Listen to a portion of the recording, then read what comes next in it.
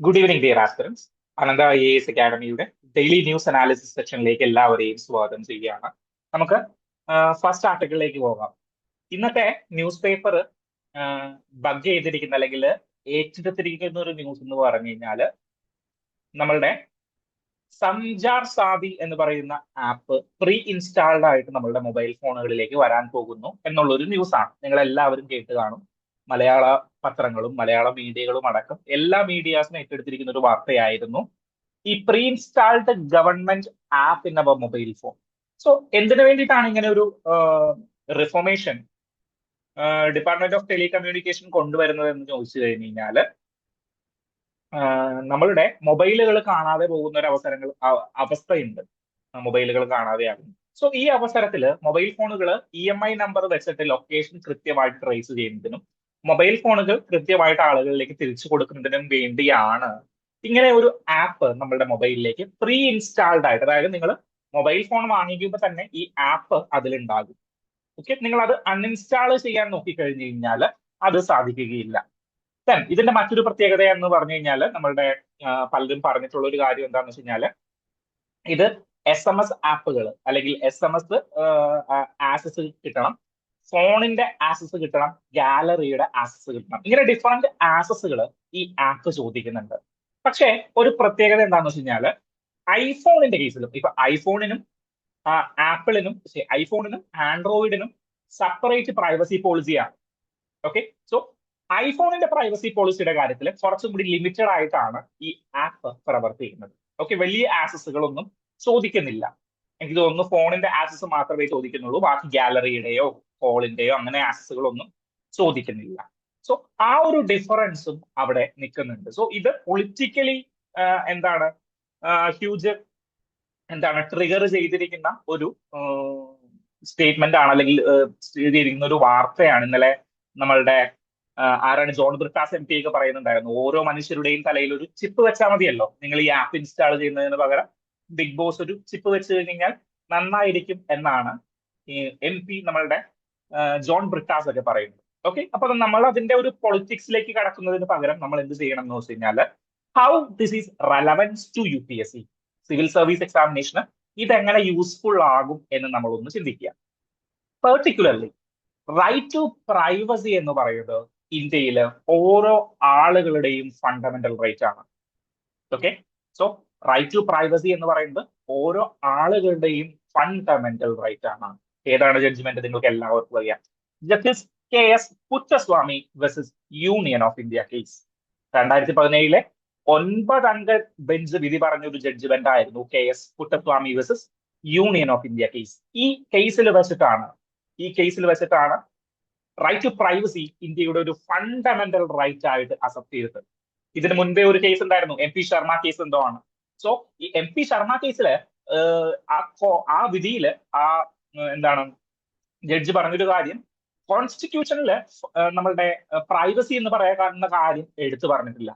അതുകൊണ്ട് നമ്മൾ കോൺസ്റ്റിറ്റ്യൂഷനിൽ ഇല്ലാത്തൊരു കാര്യം എടുത്തു കൊണ്ടുവരേണ്ട കാര്യമില്ല എന്ന് ഇതിന് മുൻപത്തെ വിധിയിൽ പറഞ്ഞു. പക്ഷേ പുത്തസ്വാമി ജഡ്ജ്മെന്റിൽ എടുത്തു പറഞ്ഞു, പ്രൈവസി എന്ന് പറയുന്നത് ഒരാളുടെ വ്യക്തിയുടെ സ്വാതന്ത്ര്യം അല്ലെങ്കിൽ ഒരു വ്യക്തിയുടെ പ്രൈവസി എന്ന് പറയുന്നത് അദ്ദേഹത്തിന്റെ ഫണ്ടമെന്റൽ റൈറ്റ് ആണ്. ഇവിടെ ഈ ഒരു കേസിൽ ഫണ്ടമെന്റൽ റൈറ്റ് ലിമിറ്റ് ചെയ്യുന്നുണ്ടോ? ഫണ്ടമെന്റൽ റൈറ്റ് ലിമിറ്റ് ചെയ്യാനായിട്ടുള്ള ഒരു സാധ്യതയുണ്ട്.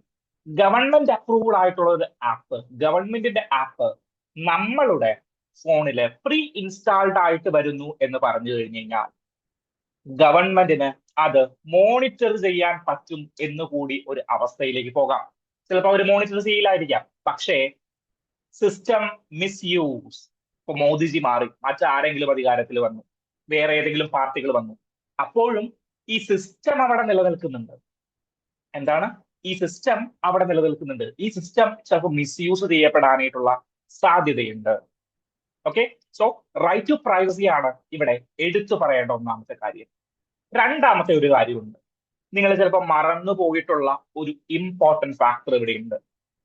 കേസ് നടക്കുന്നത് ഒരു മുന്നത്തെ ഒരു കേസാണ്, 2022 നടക്കുന്ന ഒരു കേസാണ്. സോ കേസ് നടക്കുന്നത് 2022 ഗൂഗിൾ എന്ന് പറയുന്ന പാരന്റ് കമ്പനിയും, ഗൂഗിളിന്റെ പാരന്റ് കമ്പനി ആൽഫബറ്റ് ആണല്ലോ. സോ ഗൂഗിളും കോമ്പറ്റീഷൻ കമ്മീഷൻ ഓഫ് ഇന്ത്യയും തമ്മിൽ 2002 ഒരു കേസ് ഇന്ത്യയിൽ വെച്ച് നടക്കുകയാണ്.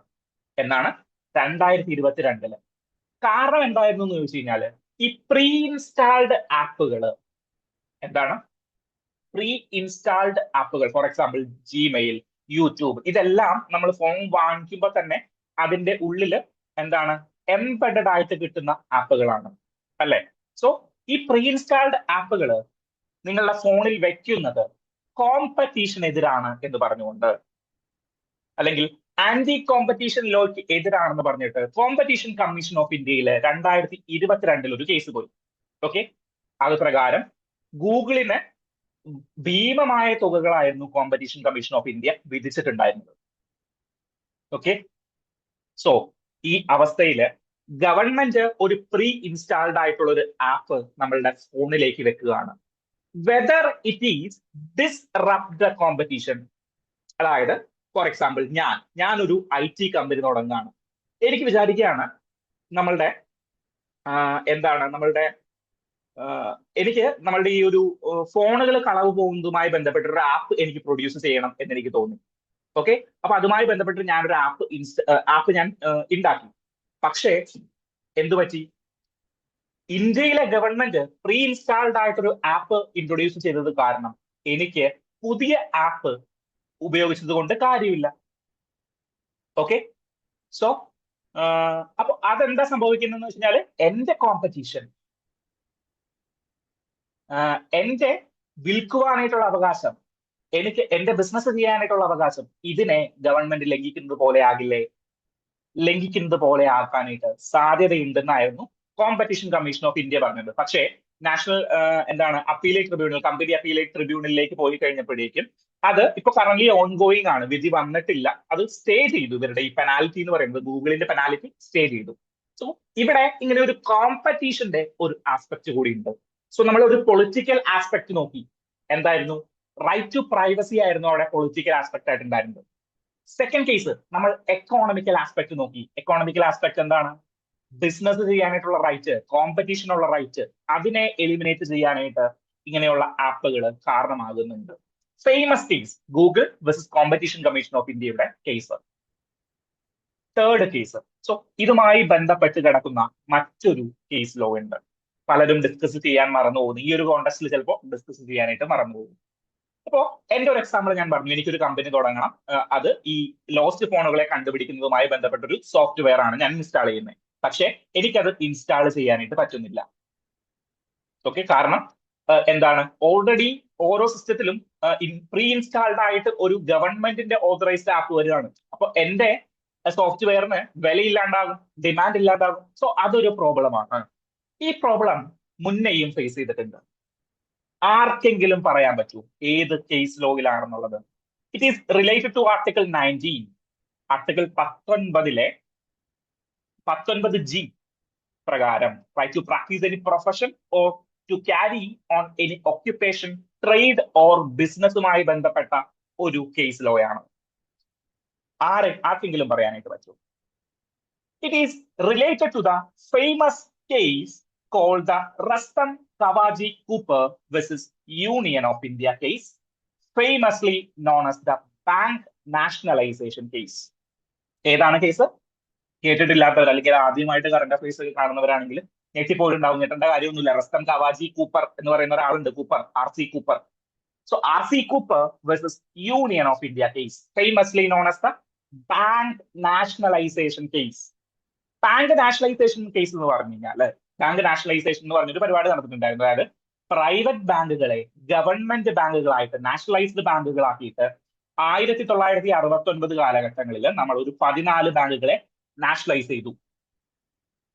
ഓക്കെ, സോ ഒരു 14 ബാങ്കുകളെ 1969 കാലഘട്ടങ്ങളിൽ നാഷണലൈസ് ചെയ്തു. ഈ റസ്തം കവാജി കൂപ്പർ അല്ലെങ്കിൽ RC കൂപ്പർ എന്ന് പറയുന്ന ഒരാൾ ഒരു ചാർട്ടേഡ് അക്കൗണ്ടന്റ് ആയിരുന്നു. ചാർട്ടേഡ് അക്കൗണ്ടന്റ് ആയിരുന്നു. ദെൻ അദ്ദേഹം എന്തായിരുന്നു? ഒരു ബാങ്കില് ഷെയർ ഹോൾഡേഴ്സ് ഇൻവെസ്റ്റ് ചെയ്യുന്ന ഒരാളായിരുന്നു. ബാങ്കിൽ ഹ്യൂജ് ഷെയർസ് ഇൻവെസ്റ്റ് ചെയ്യുന്ന ഒരാളായിരുന്നു. സോ ബാങ്ക് ഓഫ് ബറോഡയിൽ എന്തോ ആണെന്ന് തോന്നുന്നു, എന്റെ ഓർമ്മ ശരിയാണെങ്കിൽ ബാങ്ക് ഓഫ് ബറോഡയിലാണ്. സോ ഇദ്ദേഹം എന്ത് ചെയ്തു? ഇദ്ദേഹത്തിന്റെ ബാങ്കും നാഷണലൈസ് ചെയ്തു. അപ്പോ ഈ ബാങ്കും നാഷണലൈസ് ചെയ്തു ഓട്ടോമാറ്റിക്കലി. സോ ഇദ്ദേഹം കോടതിയിലേക്ക് പോയി. കോടതിയിലേക്ക് പോയിട്ട് കോടതിയോട് പറഞ്ഞു, കോടതി, എന്റെ right to practice any profession or carry on any occupation, എന്റെ പ്രൊഫഷൻ പ്രാക്ടീസ് ചെയ്യാനും എന്റെ ഒക്യുപ്പേഷൻ ക്യാരി ചെയ്യാനും ട്രേഡ് ചെയ്യാനും ബിസിനസ് ചെയ്യാനായിട്ടുള്ള അധികാരത്തെ ഇന്ത്യൻ ഗവൺമെന്റ് ഒരു ഓർഡിനൻസ് ഇറക്കിയിട്ട് ബാങ്കുകളെ അങ്ങോട്ട് നാഷണലൈസ് ചെയ്ത് കാരണം നശിച്ചു പോയി. എനിക്ക് നീതി വേണം കോടതി, എനിക്ക് നീതി വേണം. കോടതി ഈ കേസ് കൃത്യമായിട്ട് പരിശോധിച്ചു. എന്നിട്ട് പറഞ്ഞു, ബാങ്ക് നാഷണലൈസേഷൻ എന്ന് പറയുന്നത് ആർട്ടിക്കിൾ 19G പർവ്യൂവിൽ വരുന്ന കാര്യമല്ല. ഓക്കെ, സോ നിങ്ങൾക്ക് റൈറ്റ് ടു പ്രൊഫഷൻ ഉണ്ട്, റൈറ്റ് ടു ഒക്യുപ്പേഷൻ ഉണ്ട്, ട്രേഡ് ഉണ്ട്, ബിസിനസ് ഉണ്ട്. പക്ഷേ ഗവൺമെന്റിന് അത് അക്വയർ ചെയ്യണം എന്ന് നോക്കിക്കഴിഞ്ഞു കഴിഞ്ഞാൽ, സോ ഗവൺമെന്റിന് അത് അക്വയർ ചെയ്യണം എന്ന് തോന്നിക്കഴിഞ്ഞു കഴിഞ്ഞാൽ അത് അക്വയർ ചെയ്യാനായിട്ട് പറ്റും, ഒരു പ്രശ്നവുമില്ല, ഫണ്ടമെന്റൽ റൈറ്റിന്റെ പർവ്യൂവിൽ വരില്ല. ഓക്കെ, അപ്പൊ തിരിച്ചു വന്നേ. ഞാൻ ഇപ്പോ ഒരു സോഫ്റ്റ്വെയർ കമ്പനിയാണ്, എന്റെ എന്താണ് ആന്റി തെഫ്റ്റ് സോഫ്റ്റ്വെയർ ഞാൻ വിൽക്കാൻ വെച്ചപ്പോ ഗവൺമെന്റ് പറഞ്ഞു ഞങ്ങൾ ഒരു പ്രീ ഇൻസ്റ്റാൾഡ് ആപ്പ് കൊണ്ടുവരും. അത് പ്രീ ഇൻസ്റ്റാൾഡ് ആയിട്ട് നമ്മളുടെ മൊബൈൽ ഫോണിൽ വരും, അൺഇൻസ്റ്റാൾ ചെയ്യാനും പറ്റില്ല. ഞാൻ കോടതിയിലേക്ക് പോയി, കോടതിയോട് പറഞ്ഞു ആർട്ടിക്കിൾ 19 പ്രകാരം എന്റെ right to profession practice and profession practice അല്ലല്ലോ, പ്രൊഫഷൻ ദെൻ വേറെ എന്താണ് ബിസിനസ് ട്രേഡ് ചെയ്യാനായിട്ടുള്ള അധികാരത്തെ എന്താണ് ലിമിറ്റ് ചെയ്യുന്നു എന്ന് പറഞ്ഞു കഴിഞ്ഞു കഴിഞ്ഞാൽ എന്ത് പറ്റും? ഉടനെ Rustom Cavasji Cooper versus Union of India case പ്രകാരം ഇവര് പറയും അത് ആർട്ടിക്കിൾ 19 ലംഘനമല്ല. സോ ഈ ഒരു കേസിലോ നിങ്ങൾ ഓർത്തിരിക്കുക, റസ്റ്റൺ കവാജി കൂപ്പർ അല്ലെങ്കിൽ R C Cooper versus Union of India case, പേര് മറന്നുപോയാലും കുഴപ്പമില്ല, ബാങ്ക് നാഷണലൈസേഷൻ കേസ് എന്നൊരു കേസാണ് അവിടെ വരുന്നത് എന്ന് ഓർത്തിരിക്കുക. ആർട്ടിക്കിൾ 19G ബന്ധപ്പെട്ട ഒരു ആർട്ടിക്കിൾ ആണ്. പുട്ടസ്വാമി ജഡ്ജ്മെന്റ് പറഞ്ഞപ്പോ ഞാൻ എന്തുകൊണ്ട് ഇത് പറഞ്ഞെന്ന് വെച്ച് കഴിഞ്ഞാൽ, പുട്ടസ്വാമി ജഡ്ജ്മെന്റിന്റെ അകത്ത് പുട്ടസ്വാമി ജഡ്ജ്മെന്റ് നിങ്ങൾ വായിച്ചു കഴിഞ്ഞു കഴിഞ്ഞാൽ 2 ഫേമസ് കേസ് ലോസ് അവരെടുത്ത് പറയുന്നുണ്ട്. ഒന്ന് AK ഗോപാലൻ കേസാണ്, 2 നമ്മളുടെ ഈ RC കൂപ്പറിന്റെ കേസാണ്. ഓക്കെ, സോ ഈ 2 കേസ് ലോസും പുട്ടസ്വാമി ജഡ്ജ്മെന്റിന്റെ അകത്ത് എടുത്തു പറയുന്നത് കൊണ്ട് നമ്മളുടെ ഈ എന്താണ് ഈ ഒരു കോണ്ടെക്സ്റ്റുമായിട്ട് റിലേറ്റ് ചെയ്യുന്നതായത് കൊണ്ടുമാണ് ഞാൻ ഇന്നിവിടെ ഈ 2 കേസ് ലോസും ഡിസ്കസ് ചെയ്തത്. ഓക്കെ, അങ്ങനെയാണെങ്കിൽ നമുക്ക് നെക്സ്റ്റ് ആർട്ടിക്കിളിലേക്ക് പോകാം. Next article is related to എന്താണ് സോണിയാഗാന്ധിയുടെ ആർട്ടിക്കിൾ ആണ്.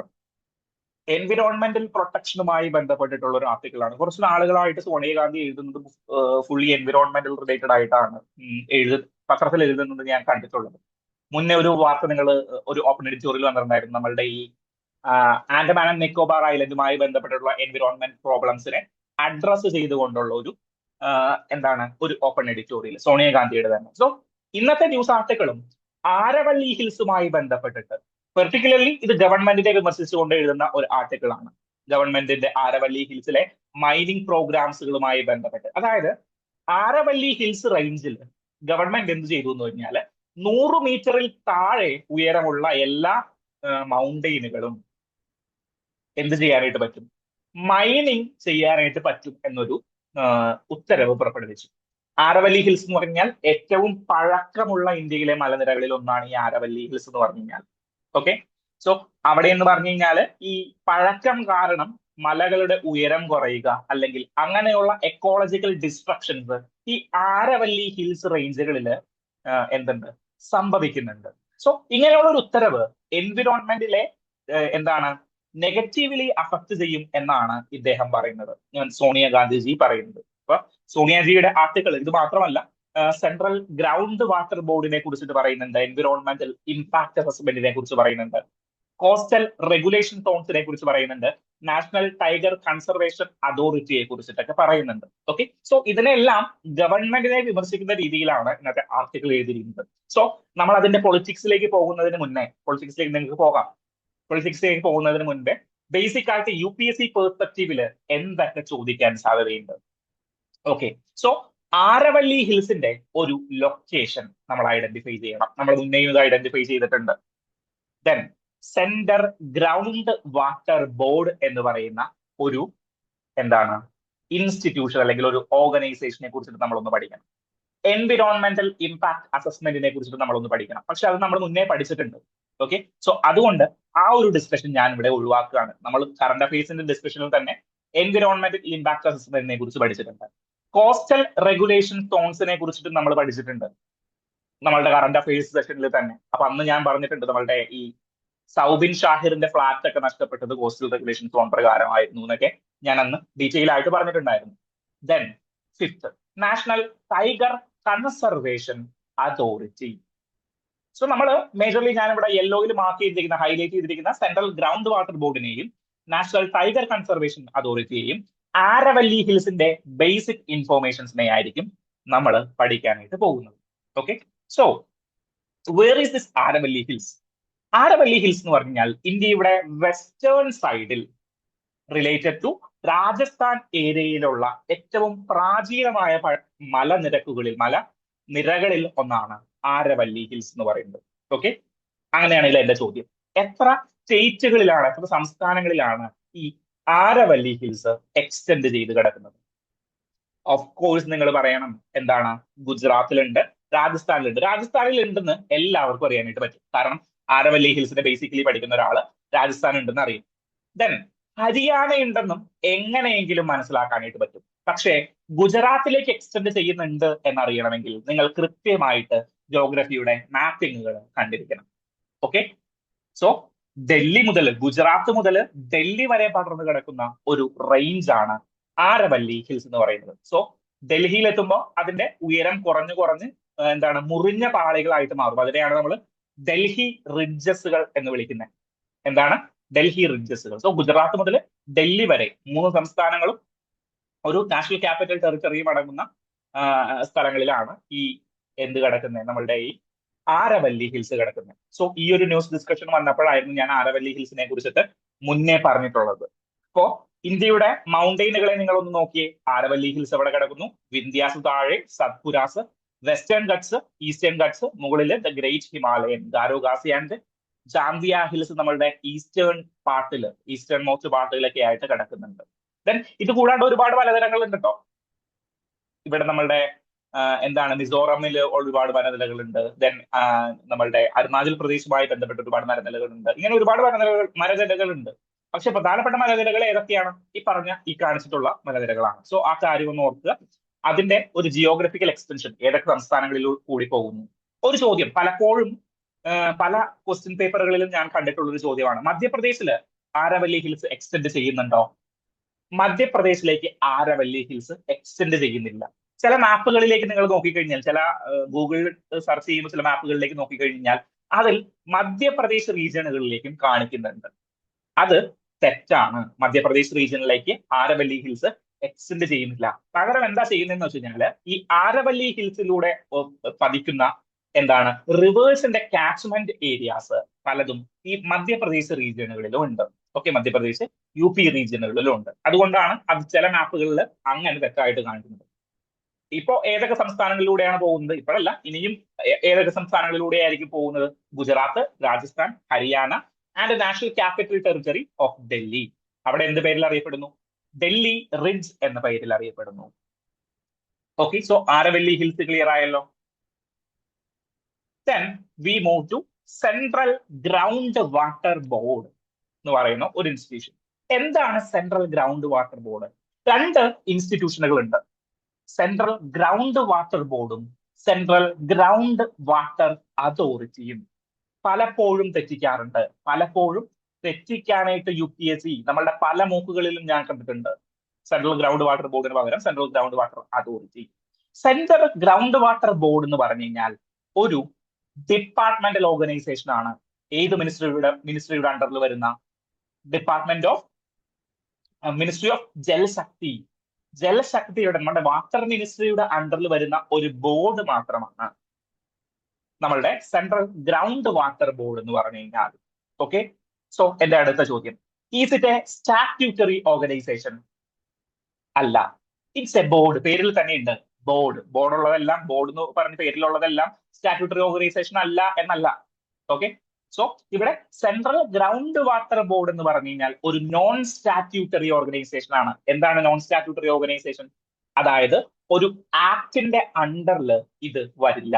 ഒരു ആക്ട് പ്രഖ്യാപിച്ചു, ഫോർ എക്സാമ്പിൾ നമ്മളുടെ വൈൽഡ് ലൈഫ് പ്രൊട്ടക്ഷൻ ആക്ട്, അല്ലെങ്കിൽ എൻവിറോൺമെന്റൽ പ്രൊട്ടക്ഷൻ ആക്ട്, അല്ലെങ്കിൽ കമ്പനീസ് ആക്ട്, അങ്ങനെ ഒരു ആക്ട് പാർലമെന്റിൽ പാസ്സാക്കിയിട്ട് ആ ആക്ടിന്റെ അണ്ടറിൽ വരുന്ന, ആ ആക്ടിലൂടെ രൂപപ്പെടുന്ന ഒരു ഓർഗനൈസേഷൻ അല്ലെങ്കിൽ ഒരു ഇൻസ്റ്റിറ്റ്യൂഷനെയാണ് നമ്മൾ സ്റ്റാറ്റ്യൂട്ടറി ഓർഗനൈസേഷൻ എന്ന് പറയുന്നത്. അപ്പൊ പാർലമെന്റ് ആയിരിക്കും ആ സ്റ്റാറ്റ്യൂട്ടറി ഓർഗനൈസേഷൻ ക്രിയേറ്റ് ചെയ്യുന്നത്.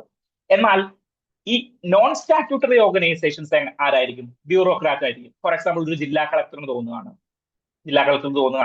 ആ ജില്ലയിലെ പൊല്യൂഷനുമായി ബന്ധപ്പെട്ട് അല്ലെങ്കിൽ ഗ്രൗണ്ട് വാട്ടറുമായി ബന്ധപ്പെട്ട് പഠിക്കാൻ ഒരു ബോർഡിനെ ക്രിയേറ്റ് ചെയ്യണം. വേണമെങ്കിൽ ആ ജില്ലാ കളക്ടറിന് ആ ഒരു ബോർഡ് ക്രിയേറ്റ് ചെയ്യാം. പക്ഷേ അത് പാർലമെന്റ് അല്ല ക്രിയേറ്റ് ചെയ്യുന്നത്. പാർലമെന്റ് ക്രിയേറ്റ് ചെയ്യുന്ന ബോർഡുകളെയാണ്, ഒരു ആക്ടിന്റെ അണ്ടറിൽ പാർലമെന്റ് ക്രിയേറ്റ് ചെയ്യുന്ന ബോർഡിനെയാണ് നമ്മൾ സ്റ്റാറ്റ്യൂട്ടറി ബോർഡ്സ് എന്ന് പറയുന്നത്. സോ സെൻട്രൽ ഗ്രൗണ്ട് വാട്ടർ ബോർഡുകൾ ഒരു സ്റ്റാറ്റ്യൂട്ടറി ബോർഡ് അല്ല എന്ന് മനസ്സിലാക്കുക. Then Central Ground Water Authority, it's a separate organisation and in the name itself it denotes that it has an authority. അതിന് സെൻട്രൽ ഗ്രൗണ്ട് വാട്ടർ അതോറിറ്റിക്ക് ഒരു അതോറിറ്റി ഉണ്ട്. ഈ അതോറിറ്റി നൽകണമെങ്കിൽ it should be a statutory organisation. Okay, so Central Ground Water Authority എന്ന് പറയുന്നത് ഒരു statutory organisation ആണ്. അങ്ങനെയാണെങ്കിൽ എന്റെ അടുത്ത ചോദ്യം, ഏത് ആക്ടിന്റെ അണ്ടറിലാണ് സെൻട്രൽ ഗ്രൗണ്ട് വാട്ടർ അതോറിറ്റി വരുന്നത്? ഓപ്ഷനുകൾ: Wildlife Protection Act 1972, Water Act 1974, then എന്താണ്, Environmental Protection Act 1986, Air Act. ഈ 4 ആക്ടിന്റെ അണ്ടറിൽ വാട്ടർ ആക്ട് ഉണ്ട്, എയർ ആക്ട് ഉണ്ട്, എൻവിറോൺമെന്റൽ പ്രൊട്ടക്ഷൻ ആക്ട് ഉണ്ട്, വൈൽഡ് ലൈഫ് പ്രൊട്ടക്ഷൻ ആക്ട് ഉണ്ട്. ഈ ഏത് ആക്ടിന്റെ അണ്ടറിലായിരിക്കും സെൻട്രൽ ഗ്രൗണ്ട് വാട്ടർ അതോറിറ്റി എന്ന് പറയുന്ന ഇൻസ്റ്റിറ്റ്യൂഷൻ വരുന്നത്? സോ ഏതായിരിക്കും? വാട്ടർ ആക്ട് ആണോ, അല്ലെങ്കിൽ എയർ ആക്ട് ആണോ, എൻവിറോൺമെന്റൽ പ്രൊട്ടക്ഷൻ ആക്ട് ആണോ? എൻവിറോൺമെന്റൽ പ്രൊട്ടക്ഷൻ ആക്ട് 1986 പ്രകാരമാണ് സെൻട്രൽ ഗ്രൗണ്ട് വാട്ടർ അതോറിറ്റി എന്ന് പറയുന്ന ഇൻസ്റ്റിറ്റ്യൂഷൻ വരുന്നത്. Okay, so Central Ground Water authority is A statutory organisation under the environmental Protection Act 1986 എന്നുള്ളൊരു കാര്യം ഓർത്തിരിക്കുക. സെൻട്രൽ ഗ്രൗണ്ട് വാട്ടർ ബോർഡ് എന്ന് പറഞ്ഞു കഴിഞ്ഞാൽ എന്തല്ല, സ്റ്റാറ്റ്യൂട്ടറി ഓർഗനൈസേഷൻ അല്ല. അതൊരു മിനിസ്ട്രി ഓഫ് ജലശക്തിയുടെ കീഴിൽ വരുന്ന, ജലശക്തിയുടെ കീഴിൽ വരുന്ന ഒരു ഡിപ്പാർട്ട്മെന്റ്, ഒരു ഓർഗനൈസേഷൻ മാത്രമാണ്, ഒരു ബോർഡ് മാത്രമാണ്. Okay, so Central Ground Water authority അപ്പൊ ഓട്ടോമാറ്റിക്കലി എന്തിന്റെ അണ്ടറിലായിരിക്കും? എൻവിറോൺമെന്റൽ മിനിസ്ട്രിയുടെ അണ്ടറിലായിരിക്കും പെർവ്യൂ ചെയ്യുന്നത്. ആ കാര്യം കൂടി നിങ്ങളൊന്ന് ഓർത്തിരിക്കുക. Then next discussion is related to ഒരു കാര്യം കൂടി ഞാനിവിടെ വിട്ടുപോയിട്ടുണ്ടായിരുന്നു. എന്താണ്? National tiger conservation board, national tiger conservation authority. Okay, so national tiger conservation authority എന്ന് പറഞ്ഞു കഴിഞ്ഞാൽ പേരിൽ തന്നെ ഉണ്ട് authority. So it has some authority. ഏതോ ഒരു ആക്ട് ഇവർക്ക് അതോറിറ്റി കൊടുക്കുന്നുണ്ട്. ഏത് ആക്ട് ആയിരിക്കും? വൈൽഡ് ലൈഫ് പ്രൊട്ടക്ഷൻ ആക്ട് 1972 ആണ് ഈ ഒരു നാഷണൽ ടൈഗർ കൺസർവേഷൻ അതോറിറ്റിക്ക് എന്ത് സ്റ്റാറ്റ്യൂട്ടറി പൊസിഷൻ കൊടുക്കുന്നത്. Okay, so it is A statutory organisation under national Wildlife Protection Act 1972, 1972 wild life Protection act പ്രകാരം. ദെൻ ഇതിന്റെ ചെയർമാനായിട്ട് വരുന്നത് ആരാണ്? ഇതിന്റെ ചെയർമാനായിട്ട് വരുന്നത് നമ്മളുടെ എൻവിറോൺമെന്റൽ മിനിസ്റ്റർ ആണ്. എന്ത് മിനിസ്റ്റർ ആണ്? Environmental minister. സോ നമ്മൾ മുന്നേ പറഞ്ഞിട്ടുണ്ടായിരുന്നു നാഷണൽ വൈൽഡ് ലൈഫ് ബോർഡ് എന്ന് പറഞ്ഞിട്ടൊരു ബോർഡ് ഉണ്ടായിരുന്നു, നാഷണൽ വൈൽഡ് ലൈഫ് ബോർഡ് എന്ന് പറഞ്ഞിട്ട്. അത് ഈ 1972 ആക്ടിന്റെ അണ്ടറിൽ, ഏതാണ് 1972 ആക്ടിന്റെ അണ്ടറിൽ Prime Minister ex officio member ആയിട്ടുള്ള ഒരു ബോർഡാണ് ഏത്? National Wildlife Protection Board എന്ന് പറയുന്നത്, നാഷണൽ വൈൽഡ് ലൈഫ് ബോർഡ് എന്ന് പറയുന്നത്. ഓക്കെ, സോ അത് ex officio chairman Prime Minister ആണ്. പക്ഷേ ടൈഗർ കൺസർവേഷന്റെ കാര്യത്തിൽ, നാഷണൽ ടൈഗർ കൺസർവേഷൻ അതോറിറ്റിയുടെ കാര്യത്തിൽ ചെയർമാൻ എന്ന് പറയുന്നത് നമ്മളുടെ എൻവിറോൺമെന്റൽ മിനിസ്റ്റർ ആണ്. ഇത് രണ്ടും സ്റ്റാറ്റ്യൂട്ടറി ഓർഗനൈസേഷൻ ആണ്. ഏതിന്റെ അണ്ടറിൽ? നമ്മളുടെ വൈൽഡ് ലൈഫ് പ്രൊട്ടക്ഷൻ ആക്ട് 1972 അണ്ടറിൽ. സോ ആ ഒരു കാര്യം ഓർക്കുക. സോ ആരവല്ലി ഹിൽസിനെ കുറിച്ച് നമ്മളൊന്ന് ഡീറ്റെയിൽ ആയിട്ട് റിവൈസ് ചെയ്തു. ദെൻ എന്താണ് നമ്മൾ ഇതിനെ കുറിച്ചിട്ടാണ് പഠിച്ചത്? National Central Ground Water Authority, Central Ground Water ബോർഡിനെ കുറിച്ച് പഠിച്ചു. ദെൻ നമ്മളുടെ നാഷണൽ ടൈഗർ കൺസർവേഷൻ അതോറിറ്റിയെ കുറിച്ച് പഠിച്ചു. So 1972 wild life Protection act പ്രകാരമാണ് ഇത് ഫോം ചെയ്തിരിക്കുന്നത് എന്നൊരു കാര്യം ഓർക്കുക. സോ ഇവിടെ നെക്സ്റ്റ് ആർട്ടിക്കിളിലേക്ക് പോകുമ്പോൾ next open editorial is related to എന്താണ് ഇന്ത്യൻ ഓഷ്യൻ റീജിയനുമായിട്ട് കൊളംബോ കോൺക്ലേവ് എന്ന് പറയുമ്പോൾ കൊളംബോ സെക്യൂരിറ്റി കോൺക്ലേവ് എന്ന് പറയുന്ന ഒരു കോൺക്ലേവ് നടന്നിട്ടുണ്ടായിരുന്നു. സോ 2011 മുതൽ നടക്കുന്ന ഒരു കോൺക്ലേവ് ആണ്. അതായത് എന്താണ് റീജിയണൽ ഗ്രൂപ്പിംഗ് ആണ് ഈ കൊളംബോ സെക്യൂരിറ്റി കോൺക്ലേവ് എന്ന് പറയുന്നത്. ആദ്യം 3 രാജ്യങ്ങളായിരുന്നു. സോ ഒരു റീജിയണൽ കോർപ്പറേഷൻ ആണ്, ഇന്റർ ഗവൺമെന്റൽ ബോഡി ഒന്നുമല്ല. ഇന്ത്യയുടെ നാഷണൽ സെക്യൂരിറ്റി അഡ്വൈസറും നമ്മളുടെ ശ്രീലങ്കയുടെ നാഷണൽ സെക്യൂരിറ്റി അഡ്വൈസറും മാൽദീവ്സിന്റെ നാഷണൽ സെക്യൂരിറ്റി അഡ്വൈസറും എല്ലാം കൂടി ചേർന്നിട്ട് ഒരു വട്ടമേശ സമ്മേളനം നടത്തും. ഇതിനെയാണ് കൊളംബോ സെക്യൂരിറ്റി കോൺക്ലേവ് എന്ന് പറയുന്നത്. സോ 2011 ഈ ഒരു റീജിയണൽ ഗ്രൂപ്പിംഗിന്റെ ഉദയം. എന്തിനു വേണ്ടിയിട്ടാണ്? മാരിടൈം സെക്യൂരിറ്റി എന്നുള്ളതാണ് ഏറ്റവും പ്രധാനപ്പെട്ട ആവശ്യം. ഓക്കെ, സോ 2011 ഇന്ത്യയും ശ്രീലങ്കയും മാൽദീവ്സും ഒരുമിച്ച് ചേർന്നുകൊണ്ട് ചെയ്ത ഒരു പ്രവൃത്തിയായിരുന്നു നമ്മളുടെ ഈ കൊളംബോ സെക്യൂരിറ്റി കോൺക്ലേവ് എന്ന് പറയുന്ന കോൺക്ലേവ്. ദെൻ ഇപ്പോ കറന്റ് അതിലേക്ക് ബംഗ്ലാദേശ് 2024 ജോയിൻ ചെയ്തു. ദെൻ സീഷെൽസ് 2025, അതായത് ഈ പ്രാവശ്യത്തെ സമ്മേളനത്തിന് ശേഷം ഒബ്സർവർ ആയിട്ടിരുന്ന സീഷെൽസിനെ നമ്മൾ എന്താക്കി? മെമ്പർ ആക്കി. സോ കറന്റ് 6 മെമ്പേഴ്സ് ആണ് ഈ ഒരു റീജിയണൽ ഗ്രൂപ്പിംഗിലുള്ളത്. ഇന്ത്യ, മാൽദീവ്സ്, നമ്മളുടെ നമ്മളുടെ Sri Lanka, of course Colombo, then Bangladesh ഉണ്ട്, സീഷെൽസ് ഉണ്ട്, പിന്നെ ആരാണുള്ളത്? സീഷെൽസ് ഉണ്ട്, ദെൻ മൗറീഷ്യസ് എന്ന് പറയുന്ന കൺട്രി കൂടി ഉണ്ട്. ഓക്കെ, സോ മൗറീഷ്യസ് ഉണ്ട്, സീഷെൽസ് ആണ്, ബംഗ്ലാദേശ് ഉണ്ട്, ദെൻ ബാക്കി 3 പേരും ഇന്ത്യയും ശ്രീലങ്കയും മാൽദീവ്സും അടങ്ങുന്ന ഒറിജിനൽ ഫേസിൽ ഉണ്ടായിരുന്ന 3 പേരും 3 അഡീഷണൽ മെമ്പേഴ്സും. ദെൻ കുറച്ച് ദിവസം കഴിയുമ്പോൾ അടുത്ത പ്രാവശ്യം ചിലപ്പോൾ നമ്മളുടെ എന്താണ് ആരെ ആഡ് ചെയ്യും? നമ്മൾ ഈ പ്രാവശ്യം ഒബ്സർവർ ആയിട്ടുണ്ടായിരുന്നത് നമ്മളുടെ, എനിക്ക് തോന്നുന്നു ഈ പ്രാവശ്യം ഒബ്സർവർ ആയിട്ട് ആരും ഉണ്ടായിരുന്നു, എനിക്ക് തോന്നുന്നു മറന്നുപോയി. ഇന്നത്തെ പത്രത്തിൽ തന്നെ ഉണ്ടല്ലോ, പേര് ഞാൻ മറന്നുപോയി. ഇന്ന് ഒബ്സർവർ ആയിട്ട് ഒന്ന് സീഷൽസ് ആയിരുന്നു, 2 മലേഷ്യ ആണെന്ന് തോന്നുന്നു ഒബ്സർവർ ആയിട്ടുണ്ടായിരുന്നു. ദെൻ ചിലപ്പോൾ മലേഷ്യ വേണമെങ്കിൽ നമ്മളുടെ നെക്സ്റ്റ് സബ്മിറ്റിൽ, അതായത് 2026 നടക്കുന്ന സബ്മിറ്റിൽ വേണമെങ്കിൽ മെമ്പർ ആക്കാം.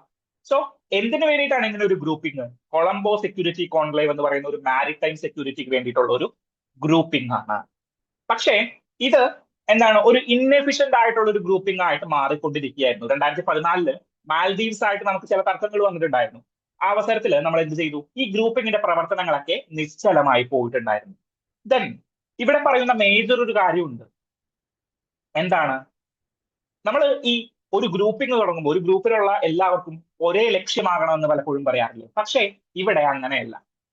ഇന്ത്യയെ സംബന്ധിച്ചിടത്തോളം ഇന്ത്യൻ ഓഷ്യനിലെ, ഇന്ത്യൻ മാരിടൈം സെക്യൂരിറ്റിയിലെ ഒരു മേജർ ത്രെറ്റ് എന്ന് പറയുന്നത് ചൈനയുടെ പ്രസൻസ് ആണ്, അല്ലെ? ചൈനയുടെ പ്രസൻസ് ആണ് ഇന്ത്യൻ ഓഷ്യൻ റീജിയനിൽ ഇന്ത്യ അഭിമുഖീകരിക്കുന്ന ഏറ്റവും വലിയ ത്രെറ്റുകളിൽ ഒന്ന്. ഏറ്റവും വലിയ ത്രെട്ടല്ല, ഏറ്റവും വലിയ ത്രെറ്റുകളിൽ ഒന്ന്.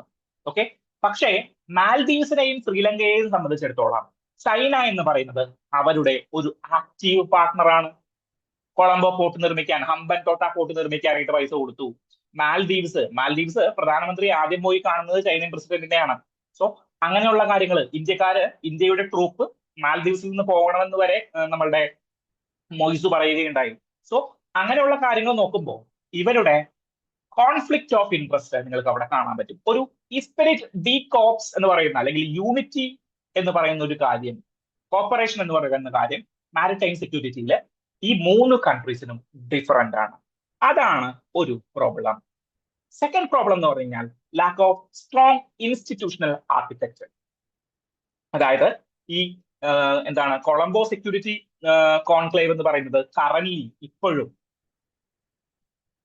ഒരു 10-13 വർഷമായിട്ടും ഇപ്പോഴും അത് നാഷണൽ സെക്യൂരിറ്റി അഡ്വൈസേഴ്സ് മാത്രം യോഗം ചെയ്യുന്ന ഒരു സിമ്പിൾ സംഘടന, അല്ലെങ്കിൽ ഒരു റീജിയണൽ ഗ്രൂപ്പിംഗ് ആയിട്ട് മാത്രം നിലനിൽക്കുകയാണ്.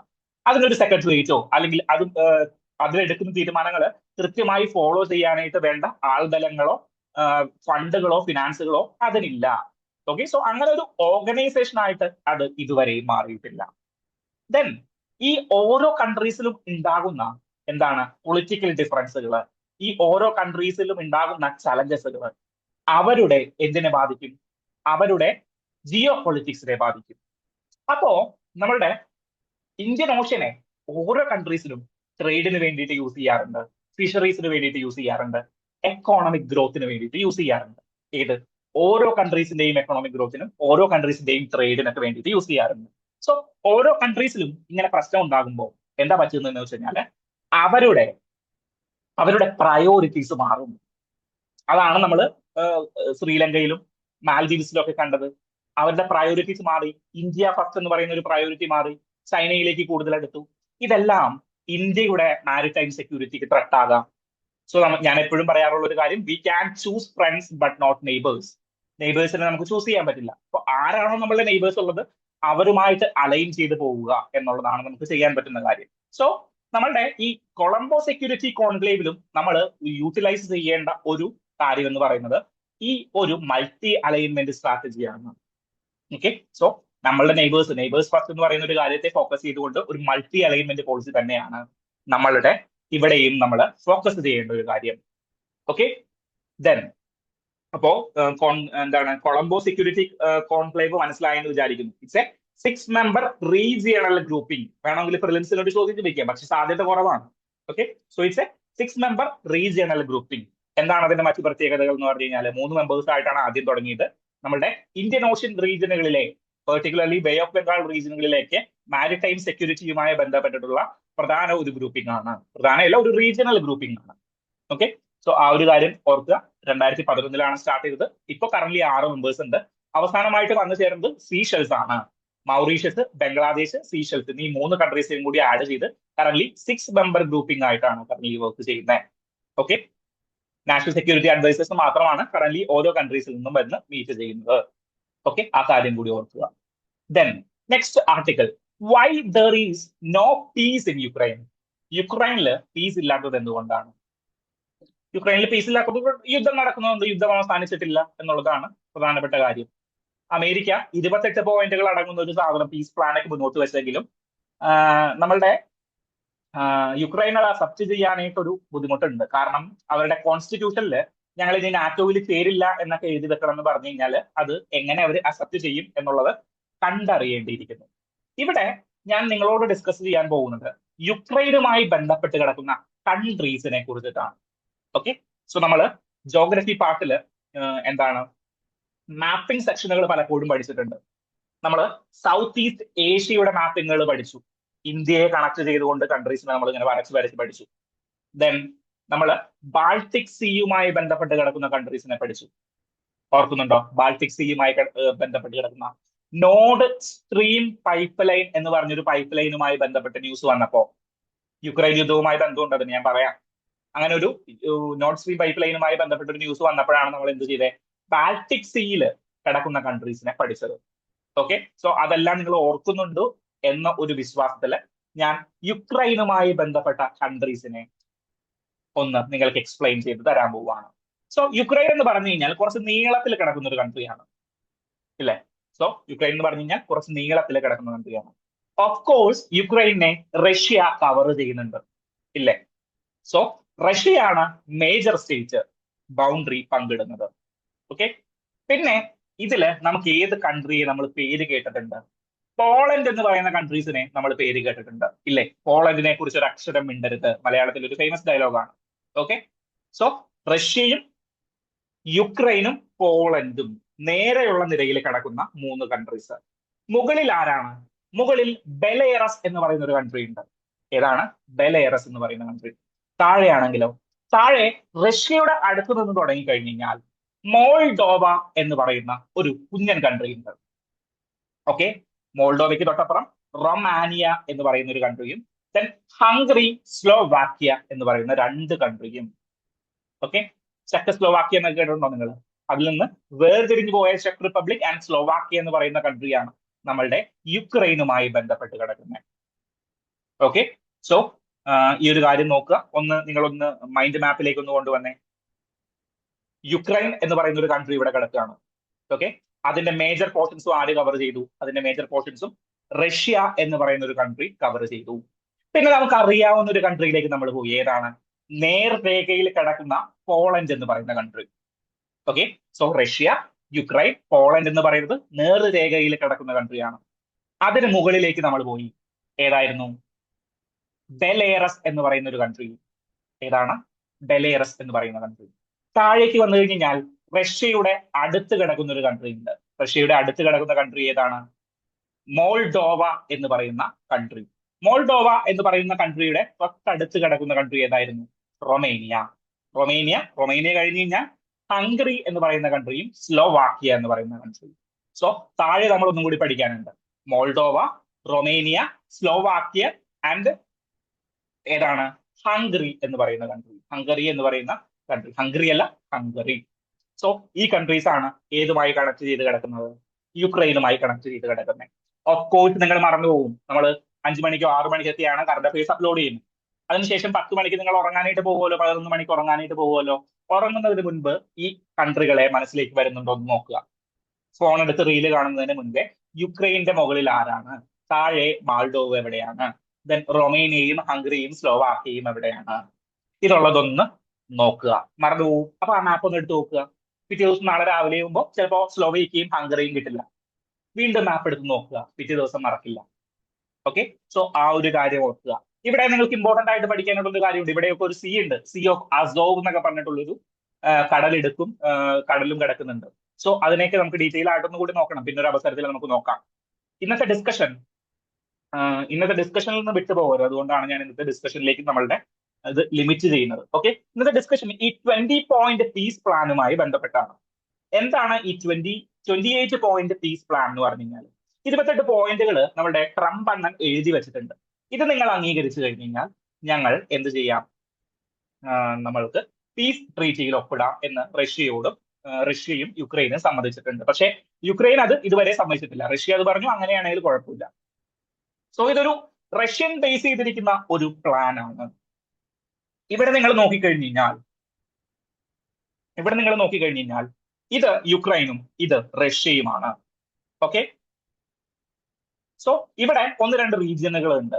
ലുഹാൻസ്ക് റീജിയൻ മുകളിൽ കണ്ടോ, Luhansk region, then Donetsk region, okay, then Zaporizhzhia എന്നാണ് ഞാൻ പ്രൊനൗൺസ് ചെയ്യുന്നത്. ചിലപ്പോൾ പ്രൊനൗൺസിയേഷനിൽ എന്തെങ്കിലും തെറ്റുണ്ടോ എന്ന് അറിയില്ല. സോ സാഫോറാസിയ എന്ന് പറയുന്ന സ്ഥലത്തിൽ ഒരു ന്യൂക്ലിയർ പവർ പ്ലാന്റ് ഒക്കെ ഉണ്ടായിരുന്നു. ഇതൊക്കെ ഈ റീജിയനുകളൊക്കെ എന്തായിരുന്നു എന്ന് വെച്ച് കഴിഞ്ഞാൽ യുക്രൈന്റെ അണ്ടറിലുള്ള റീജിയൻസ് ആയിരുന്നു. ഓക്കെ, യുക്രൈനിന്റെ ഭാഗമായിട്ടുള്ള റീജിയൻസ് ആയിരുന്നു. ഇത് ആര് കയ്യേറി? നമ്മളുടെ റഷ്യൻ കയ്യേറിയിട്ടുണ്ടായിരുന്നു. സോ ഈ 28 പോയിന്റ് ട്രീറ്റിയിൽ പറയുന്ന കാര്യം എന്താണെന്ന് വെച്ച് കഴിഞ്ഞാൽ ലുഹാൻസ്ക് റീജിയനും ഡൊണസ്ക് റീജിയനും ആര് കൈവശം വെക്കും? നമ്മളുടെ റഷ്യ കൈവശം വെക്കും. സാഫോറിസ റീജിയന്റെ ഈ റീജിയണിന്റെ നടത്തിപ്പ് അവകാശവും നമ്മളുടെ ആർക്ക് കിട്ടും? നമ്മളുടെ റഷ്യക്ക് കിട്ടും.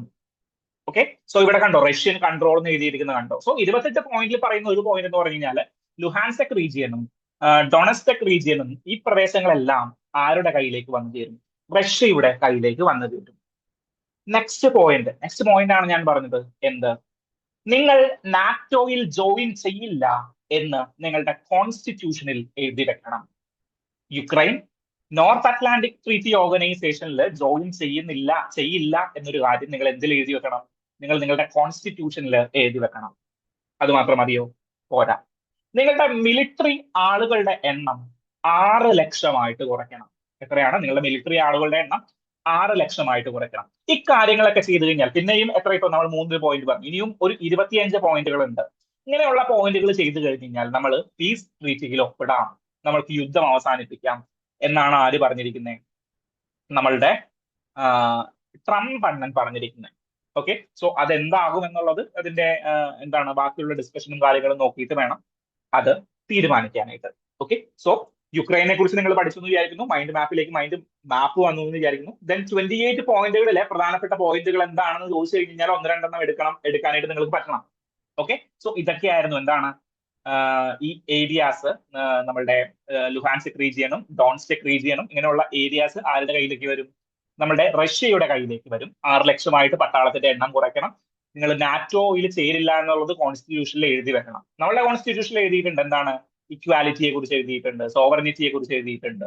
സോ പക്ഷേ ഇവരുടെ കോൺസ്റ്റിറ്റ്യൂഷൻ തുടങ്ങുമ്പോൾ തന്നെ എന്ത് എഴുതി വെക്കണം എന്നാ പറഞ്ഞ? നാറ്റോയിൽ ഞങ്ങൾ ജോയിൻ ചെയ്യില്ല സഹോദരങ്ങളെ എന്ന് എഴുതി വെക്കണം എന്നാണ് ട്രംപ് ഗവൺമെന്റ് പറഞ്ഞിരിക്കുന്നത്. ട്രംപ് മീഡിയേറ്റർ ആയിട്ട് നിൽക്കുന്ന യുദ്ധം അവസാനിപ്പിക്കാനായിട്ടുള്ള സമിതി പറഞ്ഞിരിക്കുന്നത്. ഓക്കെ, സോ ആ ഒരു കാര്യം ഓർത്തിരിക്കുക. Then another thing is related to Kosi shifting. Kosi shifting or Kosi river. Kosi river എവിടെയെങ്കിലും നിങ്ങൾ കേട്ടിട്ടുണ്ടോ? മലയാളത്തിലെ PSC യിലൊക്കെ ഇടക്കിടക്ക് ചോദിക്കാറുള്ളതാണ്. ബീഹാറിന്റെ ദുഃഖം എന്നറിയപ്പെടുന്ന നദി ഏതാണ്? ബീഹാറിന്റെ ദുഃഖം, ദ സോറോ ഓഫ് ബീഹാർ എന്നറിയപ്പെടുന്ന നദി ഏതാണ്? ഓഫ് കോഴ്സ് കോസി റിവർ ആണ്. ഓക്കെ, സോ ടിബറ്റിൽ ഉത്ഭവിച്ച് മീൻസ് ചൈനയിൽ ഉത്ഭവിച്ച് നേപ്പാൾ വഴി ഇന്ത്യയിലേക്ക് എത്തുന്ന ബീഹാറിന്റെ എന്താണ് സെൻട്രൽ പാർട്ടുകളിലൂടെ കടന്നു പോകുന്ന ബീഹാറിൽ ഒരു ഇമ്പോർട്ടന്റ് നദിയാണ് ഈ കോസി റിവർ എന്ന് പറഞ്ഞു കഴിഞ്ഞാൽ. ഓക്കെ, സോ ആ ഒരു കാര്യം ഓർക്കുക. എവിടെ കൂടിയാണ് ഇത് പാസ് ആവുന്നത്? ചൈനയിൽ തുടങ്ങിയിട്ട് നേപ്പാൾ വഴി ബീഹാറിലേക്ക് കടന്നുകൊണ്ട് അറേബ്യൻ സീ അല്ല, ബേ ഓഫ് ബംഗാളിലേക്ക് കടക്കുന്ന നമ്മളുടെ റിവർ ആണ് നമ്മളുടെ ഈ കോസി റിവർ എന്ന് പറയുന്നത്. So it is also known as the sorrow of Bihar. Why it is known as the sorrow of Bihar? അതിന്റെ ഉത്തരം ഇന്നത്തെ ഈ ഒരു ഹെഡ്ലൈനിൽ തന്നെയുണ്ട്. How the river Kosi shifting course expose the perils of embankments. എന്ത് പെറിൽസ് അവർ ക്രിയേറ്റ് ചെയ്യുന്നത്? കോസി എന്ന് പറഞ്ഞു കഴിഞ്ഞാൽ ഒരുപാട് വെള്ളം കൊണ്ടുവരുന്ന ഒരു നദിയാണ്. നേപ്പാളിൽ നിന്നും നമ്മളുടെ ചൈനയിൽ നിന്നും മലമേഖലകളിൽ നിന്ന്, അതായത് നമ്മളുടെ ഈ ഹിമാലയൻ മലമേഖലകളിൽ നിന്ന് ഒരുപാട് വെള്ളം കൊണ്ടുവരുന്ന ഇതാണ്. സോ അത് ഹ്യൂജ് ഫ്ലഡ്സ് ഈ ബീഹാറിൽ ക്രിയേറ്റ് ചെയ്യുന്നുണ്ട്. കറന്റ് എന്ത് പെറിൽസാ ക്രിയേറ്റ് ചെയ്യുന്നത്? ഷിഫ്റ്റിംഗ് കോഴ്സ്, അതായത് നേരെ ഒഴുകിയിരുന്ന നദി വീണ്ടും തരമാറി ഒഴുകുകയാണ്. സോ അതും അവിടെ പെറിൽസ് ക്രിയേറ്റ് ചെയ്യുന്നുണ്ട്. സോ ബീഹാറിനെ സംബന്ധിച്ചിടത്തോളം ക്വാസി ഒരുപാട് പ്രോബ്ലംസ്, അവിടെ എന്താണ് വെള്ളത്തിന്റെ ആവശ്യങ്ങളൊക്കെ നടന്നു പോകുന്നുണ്ടെങ്കിലും പ്രോബ്ലംസ്, എൻവിറോൺമെന്റലായിട്ട് ഒരുപാട് പ്രോബ്ലംസ് ബീഹാറിന് കൊടുക്കുന്ന ഒരു നദിയാണ് കോസി എന്ന് പറയുന്നത്. So that's why it's called the sorrow of Bihar. Okay, so ആ ഒരു കാര്യം കൂടിയിട്ട് നിങ്ങൾ ഇന്നത്തെ ന്യൂസ് ഡിസ്കഷനിൽ ഒന്ന് ഓർത്തിരിക്കുക. ഓക്കെ ആണോ?